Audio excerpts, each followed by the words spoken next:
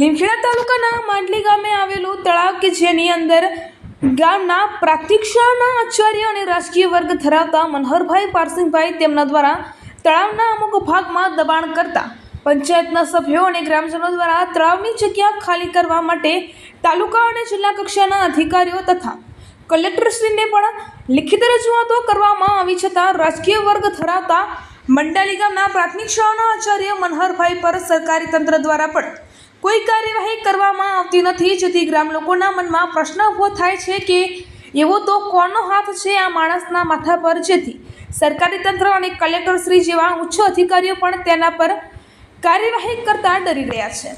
મનહરભાઈ દ્વારા તળાવની જગ્યાને જેસીબી દ્વારા સરખી કરાવી તેમના સર્વે નંબરની અંદર દાખલ કરવાના પ્રયત્નો ચાલી રહ્યાની જાણ થતાં ગ્રામજનોમાં ભારે રોષ જોવા મળ્યો અને તેમના દ્વારા મીડિયાના માધ્યમથી સરકારી તંત્રને રજૂઆત કરવામાં આવી કે આ તળાવની જગ્યા તાત્કાલિક ધોરણે માપણી કરી કબજો કરનાર જોડેથી કબજો ખાલી કરી પંચાયતને પરત સોંપવામાં માગણી કરવામાં આવી અને આવા સરકારી જગ્યા ઉપર કબજો કરનારા લોકો પર કાયદેસરની કાર્યવાહી કરવામાં આવે એવી ગ્રામજનો દ્વારા માંગ કરવામાં આવી।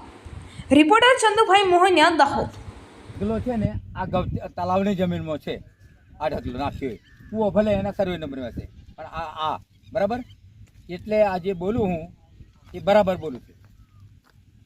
હા, અને અહીંયાથી સીધી લીટી લાગે પાછી, અહીંયાથી સીધી લીટી લાગે એટલે આ જમીન તળાવની અને કોને પચાવી પાડી? આ મનુભાઈ, એનું આખું નામ? મનહર માસ્તર, મનહર સાહેબ, મનહર પારસિંગ, પારસિંગ શું કરે? ગામના આચાર્ય, ગામના આચાર્ય? હા, એટલે શાના આચાર્ય? આ નિશાળના આચાર્ય। નિચાલના એટલે આ જે તળાવની જમીન પચાવી પાડીને હવે આ સરખું કરીને 50 જ ગણાય ને, પચાવી પાડી, તેના વિશે શું કહેશો તમે?